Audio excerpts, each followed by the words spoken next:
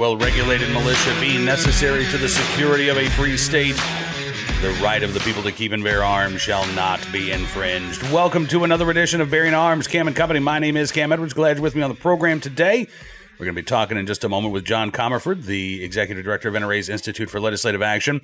The House Ways and Means Committee finished its markup of their portion of the mega bill, the reconciliation bill, and, of course, the Ways and Means proposal, or at least their section of that budget proposal, contained a measure that would reduce the $200 NFA transfer fee for suppressors down to $0, while keeping suppressors on the list of restricted items. So, yeah, it would cost you less money to get a suppressor, but you would still have to get fingerprinted. You would still have to go through the NFA process. You would still have to, register your device under the auspices of the NFA, which is not exactly what gun owners were hoping for, given the Republican majority in both the House and the Senate. There's been some discussion about how far Republicans could go under the reconciliation process. Could they remove suppressors completely from the NFA? Was there even a question posed to the parliamentarian in the House as to how far they could go? Well, John Commerford, again, NRA-ILA Executive Director, is with us to answer those questions and more. So let's get right to that conversation. Take a look and a listen. John, thanks so much for coming on the program. It's good to see you again, sir. Good morning. Thanks for having me. Absolutely. All right. So we know that the Ways and Means Committee finished its markup this morning. I mean, this was a marathon session, I think about 17 hours or so. Yes, it was. So let me ask, what is the current language regarding suppressors that's coming out of the Ways and Means Committee? So the current language takes the price of a tax stamp from $200 to $0. Now, is that all we want? Absolutely not. NRA is fully committed to getting Section 2 of the Hearing Protection Act put into this legislation. And the next step for that is the Rules Committee. There will be additional language on the whole package, because if anyone looks at the news currently, there are a lot of different groups and a lot of different caucuses and factions across Congress that have priorities in this. So there will be changes. What I can say is Chairman Jason Smith and the Ways and Means Committee absolutely opened the door to righting this nearly 100-year wrong of the National Firearms Act and suppressors. So this issue is very much alive. Okay, that is good news. Any call to action for NRA members right now who want to see Section 2 of the Hearing Protection Act included in this budget reconciliation bill? Absolutely. You should call your member of Congress, and also go ahead and call your U.S. senators as well. Because remember, this is just step one. In the reconciliation process, for the bill to work, it has to originate in the House. Now, the Senate may amend it. It's a tale as old as time. The Senate never generally accepts everything a House says. That's true on the state level and the federal level. But right now, the bill has moved out of the Ways and Means Committee. It's going to be combined with every other package that's involved, from Ag Committee and others, into one big, beautiful bill, as the president wants. So there is time to amend it, and there is time to add Section 2. So we're encouraging our members to call their member of Congress and ask them to include Section 2 of the Hearing Protection Act in the final reconciliation package. And that will remove suppressors from the National Firearms Act. That will treat a suppressor like a firearm. Should they be treated like an accessory? Absolutely. But this could be one of the biggest wins for gun owners that we've seen at a minimum in 21 years, if not in nearly 100. Let's get down to brass tacks for a second here, John. What was the hangup? Why did the Ways and Means Committee not simply adopt Section 2 of the Hearing Protection Act? Why do we see this, half measure where we'll take that $200 transfer tax down to $0, but you're still going to have to register with the federal government. You're still going to have to go through the fingerprinting process, right? All of that other, what I would say for many gun owners is the more onerous part of the NFA. How did we get here to this point? Sure. NRA, since day one, we've been pushing for full inclusion of the Hearing Protection Act. Subsequently, we've gotten guidance from the U.S. Senate. There's a major test that any package that goes through reconciliation has to go through, and that's the Byrd test. And that's germaneness to being more revenue tax oriented than policy oriented from a basic standpoint. And that is determined by the Senate parliamentarian. The vice president can overrule that. However, they can fire a parliamentarian, all these things. They kind of consider those a more aggressive option. And that's not even on the table at this point. But a package has to pass Byrd. The House committee was operating off of guidance from the Senate on the full Hearing Protection Act passing Byrd. And that evolved to Section 2, because Section 2, in our opinion, will pass Byrd. That is why we're encouraging people to talk about Section 2. What I can say on the Ways and Means Committee and with Chairman Smith is the process they took, while it's not everything we asked for by any means, it absolutely opened the door, and it's keeping this process alive to still get Section 2 in there. And as you saw, they had a unanimous vote among the Republican members of the committee to get that out, which is a tradition that committee has historically followed. We advocated for our position, but the committee ultimately went with the $0 per situation. It was $5, and then they went to zero. So we're still very much alive, and it's absolutely the time to put pressure on your member of Congress to put that in there.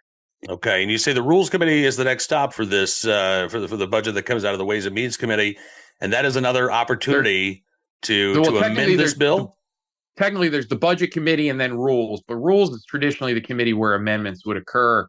And they need to put the whole package together, because there's hundreds of pages of legislation from multiple committees. You have the Medicare piece, you have the SNAP piece, you have the SALT piece. And if you follow DC news, the SALT contingent is very much still negotiating for a position for their constituents. So there are a lot of complex factors in this big, beautiful bill. But what I can say is the first tax reduction on a firearm from the federal side just occurred. And that's been since 1960 or so, when they took the any other weapon category of the NFA from $200 to $5. So we're pushing for more. We're messaging our members, and we'll continue to do that until we can get it out of the House and get it over to the Senate and start this process over again. All right, John, listen, again, I appreciate you joining us on the program. I know that it is a very busy time for you guys right now. And as you say, a lot of moving parts. I mean, this is something that I have to keep reminding myself that, my most important priority is our right to keep and bear arms. But as you mentioned, you've got the folks, the New York delegation who's concerned about the SALT taxes, right? Or the SALT deductions. Every member of Congress has their own particular, level of importance for what goes into this big, beautiful bill. And that's why I think, again, it's so contingent on gun owners, Second Amendment advocates, NRA members, to, as you say, be in contact with your representative. Let them know this is important to you. This is something that you want to see from this bill. And absolutely. And that's a really good point. I just want to leave you and your listeners with this. I think the U.S. Congress has realized there's more influence among the gun owning community than they realized. The gun owning community in America has woken up. We haven't seen this level of engagement from firearm owners contacting their elected officials since 2018. So I think it's important to remind those elected officials that this is a extremely passionate voting bloc of constituents, probably the most passionate. So we continue to ask our members to respectfully call their member of Congress and ask for this. And there is strong support on the Senate Finance Committee for this provision.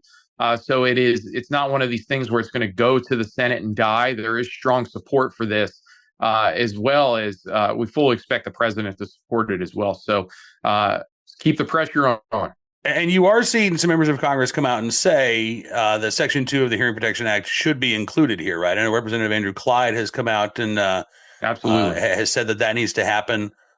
So are you seeing a groundswell of support for that position in either the House or the Senate right now?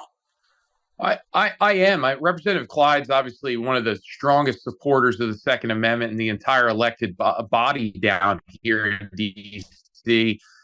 He's got a bill, the Short Act. We support Short, which would remove short-barreled rifles, short-barreled shotguns, and suppressors from the NFA. However, in this process, through reconciliation, the full Short package, just as the same as the full HPA package, is going to have a challenge when it's tested against Byrd. So we feel there is support, there is a consensus among the body, and it's politically viable to get Section 2 of HPA removed or get it put in and then remove suppressors from the NFA. And we do have support, and we're seeing others. Remember, this bill is so complex that there's a lot of messaging going around on a lot of different issues not involving ours. Right. So I think as we, I was going to say, which is why it's important for us to make noise, right? Because we got to fight to be heard. We got to fight to be seen at this point because there are so many other issues involved here. That's exactly right. And I think gun owners are making their voice heard. Just take a look at Twitter or X and see the engagement level there. But that was really a lot of focus was on the committee. This bill's out of the committee. So it's important for our gun owners out there to focus their contacts now to their member of Congress who may have not been on the committee because they may not have been contacted yet. So I think it's important to keep pressure on for Section 2. All right. John Commerford, Executive Director of NRA's Institute for Legislative Action. As always, good talking with you. Thanks so much for carving out a few minutes of your day, and look forward to doing this again soon. Yes, sir. Thanks, Cam. My thanks to John for joining me on the program. And, again, if we want to get our way, we have to get involved. And we're talking about suppressors, but we need to make some noise, not only on this issue, but on things like right to carry reciprocity. If we are not making noise, if we are not visible, if we are not engaging with our members of Congress, then it is going to be all too easy for them to take us for granted or ignore gun owners outright. And we definitely don't want that to happen, right? So, all right, on to today's Armed Citizen story, our good deed of the day and our recidivist report. We will start there with a case out of Texas where a Lufkin man received 10 years probation for the armed robbery of a gas station in Angelina County. Pleaded guilty to this charge. And Jeffrey Dale Yarborough, after pleading guilty to first-degree felony aggravated robbery, was sentenced to, 10 years of deferred probation, ordered to pay a $1,000 fine. Other terms of his probation include 80 hours of community service, mental health and substance abuse evaluations, cognitive theft and anger management classes, all of which is fine, but none of which negates the fact that Yarborough used a gun to rob a clerk of $400 in cash from a gas station in between Lufkin and Wells, Texas. The robbery caught on surveillance video. The evidence against Yarborough was pretty darn strong. So why a plea deal was even offered in this case is kind of a mystery to me, other than plea deals are offered in about 97%. Well, actually, about 97% of felony cases, at least in the federal system, are resolved through a plea deal. So the number of pleas that are offered actually probably a little bit higher than that. Again, I don't know why a deal was offered, other than perhaps that's just the status quo in Angelina County. But it seems to me that if somebody commits an armed robbery, there should be consequences beyond a slap on the wrist and 80 hours of community service. All right, on to today's armed citizen story from Alabama, where a robbery suspect was shot by their intended victim after an incident at a business in Birmingham, Alabama. Randall Woodfin, the mayor of Birmingham, has been a favorite of the gun control groups for the past couple of years during the Biden administration. He was invited to the White House. He railed against permitless carry in Alabama. So, we need to bring back those permits. Blamed Alabama's gun laws for an historic rise in homicides in Birmingham. That, by the way, did not happen in Huntsville, did not happen in Montgomery, did not happen in Mobile. But apparently, it's the state's gun laws that were to blame for Birmingham's problems. Now, homicide rates, thankfully, have fallen quite a bit in Birmingham this year. Gun laws in Alabama haven't gotten any more restrictive, by the way, which refutes Woodfin's thesis that it was the gun laws of the state that are to blame for the violence in Birmingham. And in this case, you've got a gun owner who was protecting himself. It was Monday night, about 10 p.m., at the intersection of 1st Avenue North and 77th Street. Police say a man was approached by two suspects who then attempted to rob him. At some point during that robbery attempt, the intended victim was able to draw his firearm, shot one of the suspects before fleeing the scene and then calling 911. I mean, he didn't want to stick around, obviously, but he did alert authorities. Suspect who was shot taken to University of Alabama Birmingham Hospital with life-threatening injuries. Police at last report had not said whether the second suspect had been taken into custody or whether they got away, but at this point, again, looks like a case of self-defense there in Birmingham, Alabama. We'll keep our eyes open for any details and updates and bring them to you in the future. And finally today, our good deed of the day, a firefighter from New Bedford, Massachusetts, who was on vacation in Bermuda, ends up rescuing a priest, saving the priest from drowning. Talk about, again, being in the right place at the right time. Michael D'Souza, who's assigned to Ladder Company number 3 in New Bedford, Massachusetts, was with his family on a trip to Bermuda when both he and a 911 dispatcher from the town of Waltham, Mass, ended up responding to an emergency there on the beach. There was a 75-year-old man that had been found unresponsive, floating in about 2 feet of water next to his brother. D'Souza and the 911 dispatcher pulled the man to shore, began CPR. According to media accounts, the 75-year-old was not breathing and had no pulse when the first responders got to him, but shortly thereafter, the New Bedford Police Department says that the man, quote, experienced a return of spontaneous circulation and became semi-conscious. There were two surgeons who happened to be on the beach at the time as well. They also helped until first responders who were on duty and not on vacation arrived there at the scene and took him to a local hospital. The 75-year-old, identified as a Catholic priest from Halifax, Nova Scotia, was on a cruise with his family celebrating the 50th anniversary of his ordination. And according to News Nation Now, the pastor has since fully recovered and has returned home. The New Bedford Fire Department praising Michael D'Souza for his actions, saying that they illustrate that the knowledge and skills learned as a firefighter can be called upon to save a life no matter where in the world you might be. Absolutely. And on duty or off. So there you go. In the right place at the right time, willing able to do the right thing. Michael D'Souza in New Bedford, Massachusetts. We thank you for your very good deed.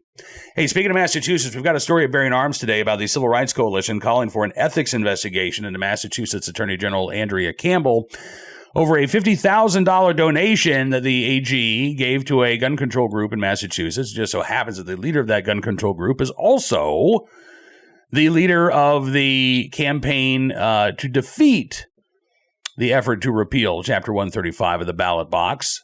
A little bit of a conflict of interest there. That's just one of the many stories we've got for you at BearingArms.com. So I would encourage you to check out the website today. We're keeping you up to date on all of the latest Second Amendment news and information from all across the nation. And if you like what you see, I'd also encourage you to become a VIP, VIP Gold, or VIP Platinum member. Use the promo code FIGHT, and you can get 60% off your membership. No matter what level of support you choose, you will be helping us continue to give you the latest Second Amendment journalism from an independent standpoint. But you'll also get some great benefits as well, whether it's an ad-free experience, the ability to take part in VIP Gold live chats, like what we do every Wednesday with Hot Air's Ed Morrissey, access to Town Hall TV, and more. So again, you can find out all of the details at BearingArms.com/subscribe. Use that promo code FIGHT to get 60% off of your membership. And thank you again for your support. Have a great rest of your Hump Day Wednesday. Looking forward to seeing you back here once again tomorrow. Until then, be well, be safe, and be free.